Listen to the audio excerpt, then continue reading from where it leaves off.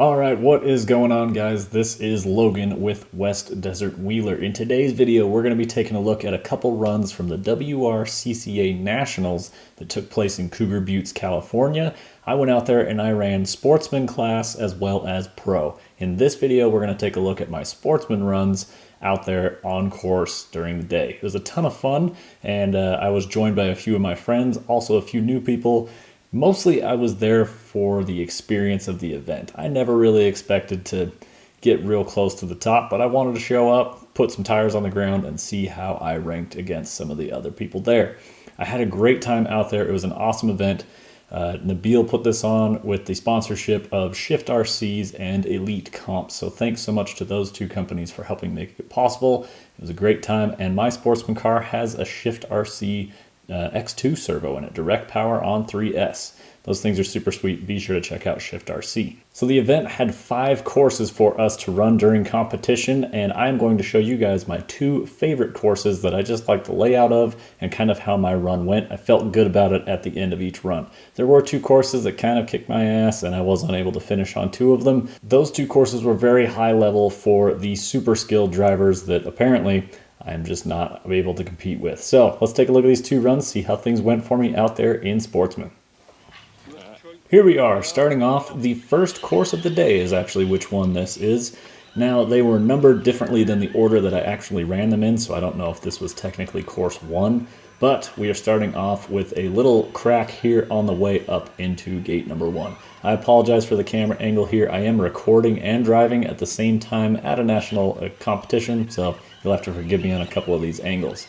But working our way around, end up having to take a reverse pretty early on, but I just want to make sure I have time to get this done. Speaking of time, we are limited to 6 minutes per course, and also we have a 40-point point out that you definitely don't want to get your score that high on each course.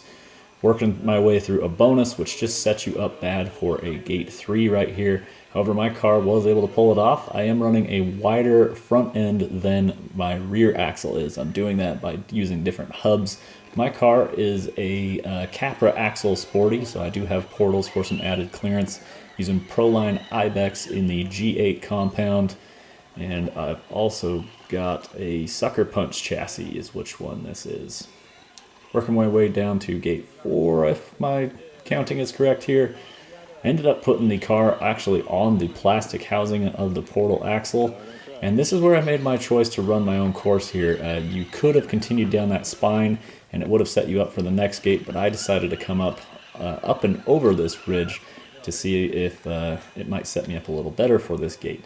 Now, my car has a very far forward weight bias, so I have a lot of weight up front and almost none in the rear. In fact, I actually added weight in the middle of the runs later on during the day. But I went through there because I wasn't sure if my car was going to flip over forward if I had gone in from the standard approach to that gate. Now, right here, I make a rookie mistake of the comps that I always play on and practice at. If you hit one cone, we call that whole gate dead. Now here I'm trying to squeeze through, but I didn't quite fit, and I hit both gates, which counts as 2 gates hit in this competition, and I realized that as soon as I did it. And I could have easily just hit 1 if I wanted, but I ended up smashing 2 for no reason there, picking up double the points when I could have easily avoided half that penalty there. Taking my own approach up to the next gate. A few people tried to get up in here and turn really sharp at the end. I decided to climb a different rock, which helped get me more straight on the approach to that gate. This is a pretty good drop. Again, I'm concerned about flipping over forwards, but luckily that V-notch let the belly of the car slide down, and my rear tires are hanging on nice and strong. Which, speaking of, these tires get crazy traction, and the rock out at Cougar Buttes is amazingly grippy. So this car was going up some extreme angles that I've just never seen it do before. And there's multiple times while out there wheeling with our friends on the evenings and whatnot where it's just mind-blowing what this car was pulling off out there, including some of my others. This one, a little ledge off camber climb right there. Definitely steep, pretty cool. And right here, my original plan was to pull off to the right and back into the gate. However, my car is dog-legging because the rear end's too light and it's on portals with a bunch of overdrive. So it kind of drags the rear end downhill and picks it up in the air, and that's what we call dog-legging. So finally got the car straightened out, almost completely on the opposite side of the hill, and I take a big reverse to get all the way down here. However, it's still just one reverse, so only counts as one penalty. A lot of overdrive, forcing my car down into a little dip and then up on the other side. Having the front wheels spin faster in reverse than the rear really loaded up that car's suspension and made it unhappy, but it absorbed it and took it and ended up out the other side. Nice and clean, picking up just one reverse on the way through there.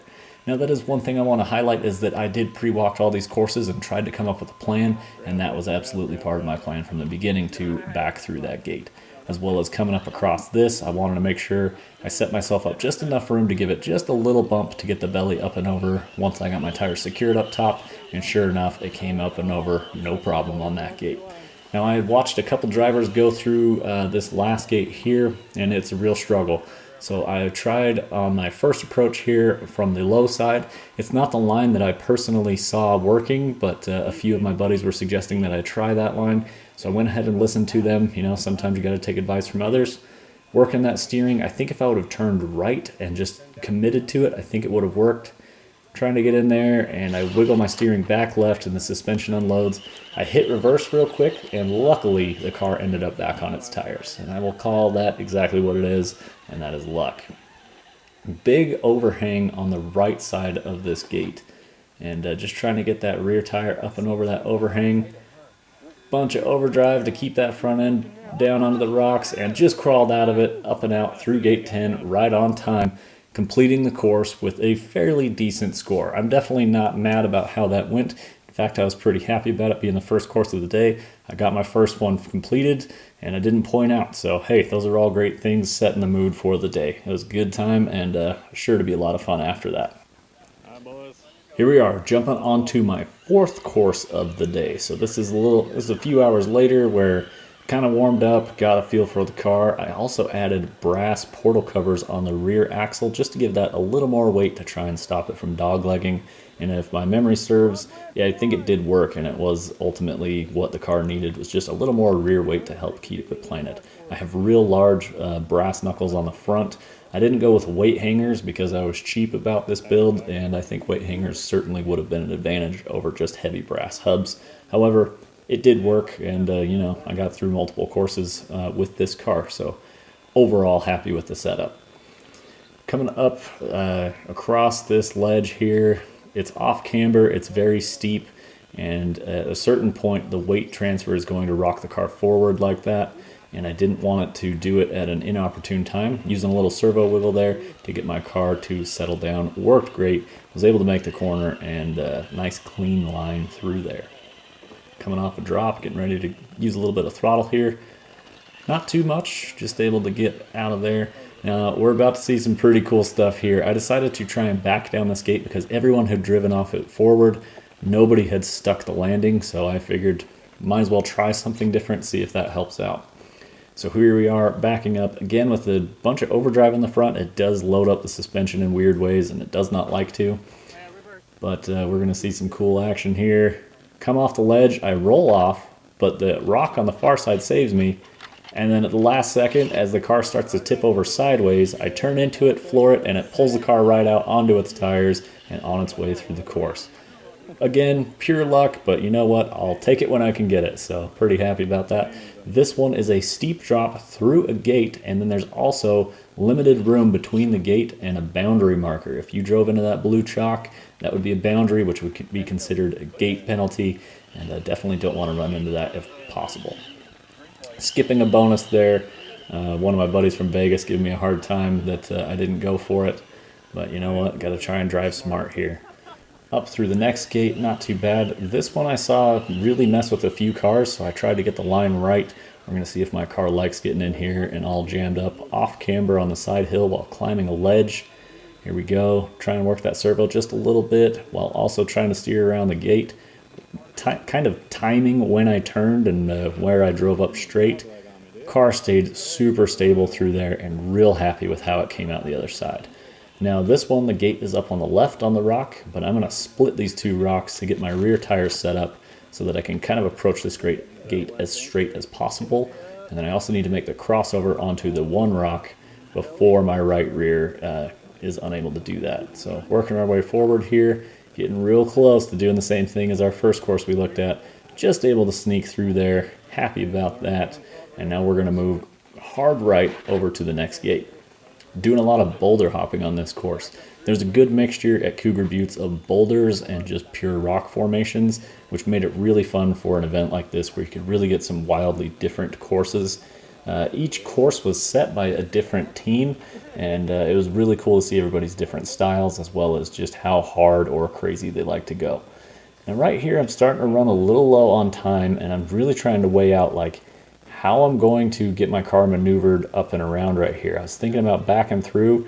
The rear end just didn't stick how I wanted it. I couldn't go forward off there and get myself back up to where I needed to be.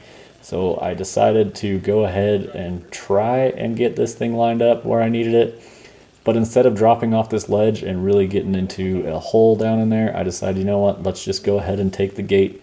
I'm going to take a reverse. I'm going to kill the gate. I need to get 2 tires through to be counted as progression.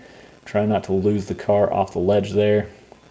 Swing the front end up and around, and then cut right before the car rolls off and over on the back right corner there. Wiggle in my servo. That Shift X2 is super fast, able to shift that car around. Definitely like the shift servos. And then headed on up towards the next gate. Off camber into a small ledge that's very steep. And I was very concerned that once the car started trying to climb with that front right, that it was just going to throw the car right over the right side. So trying to feather it as much as I can, letting suspension do its work. Luckily it did. Got the DravTech shocks up front on this car. Gonna go ahead and skip that bonus as well. I had seen other people try it, and it just didn't work out for them, and I wasn't feeling like that was the gate for me today. Here we go. This is my style of obstacle. I love to get into cracks and stay balanced, and I picked where I wanted to bring that front end up. Right where it did come up, it worked out great. And then I'm going to try and keep the car balanced as I work my way through here, trying to scrub along this ledge. Don't want to get too much angle on that front tire. Notice that back left, how high it rode up on that ledge. A lot of that is because the wider front axle and the narrower rear axle, it's a lot different to try and wheel through a crack. Luckily, with all my steering available there, just able to squeeze past that cone, crawl up and out. This is gate 10. Here we go with just a couple seconds left on the clock. Super happy with how those runs went, getting a couple knuckle bumps there at the end, guys. Those are my 2 favorite courses at Nationals. So ultimately at Nationals, I did secure a 27th place finish. I think there were somewhere around 40 to 50 drivers, somewhere in there. So kind of mid-pack-ish, not too bad. I had a good time out on the rocks, and that's really all that mattered. Like I say, I was there to hang out with people, experience a Nationals event. It was my first time I've ever competed in a Sportsman class at all. So that was the first time I'd ever taken that car into a competition. And you know what? I don't feel that I did horrible. I was happy with the choices that I made while on course. And that's all you can do at the end of the day, is be happy with your performance. I greatly appreciate you guys watching this video. I hope you enjoyed the content. Let me know what you think of these courses here. I can tell you what, there are a couple that are way spicier, unfortunately. Runs just didn't go so good for me, and 5 runs in a row on a video like this would be around an hour. So I'm going to save you guys the time, show you some of my favorites. I hope you enjoyed it. Be sure to hit the affiliate links down below. I would greatly appreciate it. I've got a couple new t-shirt designs out. Be sure to check those out. We will see you guys in the next one. Keep the rubber side down.